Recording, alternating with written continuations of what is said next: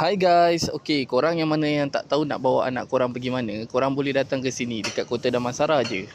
Okey, nama tempat ni ialah Kids Sport and Gym. Best tau kat sini. Ada macam-macam permainan untuk budak-budak. Korang kena bawa anak korang yang mana tak tahu nak pergi mana Sabtu Ahad tu, korang boleh datang ke sini. Harga dia pun berpatutan. Okey lah, untuk aku sekeluarga lebih kurang RM70.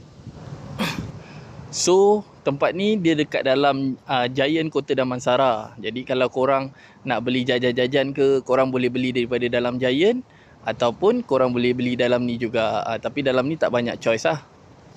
Dekat sini pun ada package untuk sambut birthday. Jadi korang kena datang sini dan tanya diorang berapa harga untuk sambut birthday. Best kan? Lagi satu, okey, aku nak bagi tahu kat korang, korang kena pastikan yang korang kena bawa stokin sendiri. Kalau tak, korang kena beli dekat sini ya, stokin. Untuk harga per hour, yang per hour punya lebih murah daripada unlimited. Jadi kalau korang nak tahu, korang boleh datang sinilah.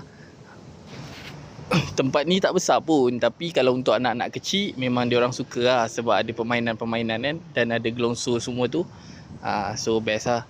Tapi kalau korang rasa korang nak bawa anak-anak korang yang besar, aku tak suggest sini lah. Ini untuk anak-anak lebih kurang 12 tahun ke bawah. 12 tahun ke atas pun insyaAllah diorang suka, tapi takut tak banyak choice untuk diorang. Lebihnya kepada budak-budak, budak-budak bawah umur 12 tahun. So pada aku tak ada masalah. Okey lah guys, itu saja untuk aku hari ini. Terima kasih sebab tengok sampai habis. Jangan lupa like and subscribe. Bye.